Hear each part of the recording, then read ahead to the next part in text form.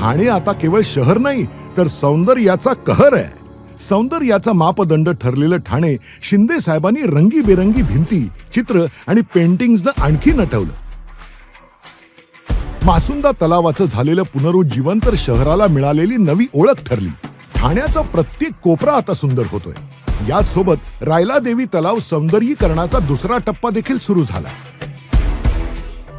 रस्ते असोत, आरोग्य असो, वाहतूक असो किंवा भविष्य, प्रत्येक स्तरावर बदल घडतो.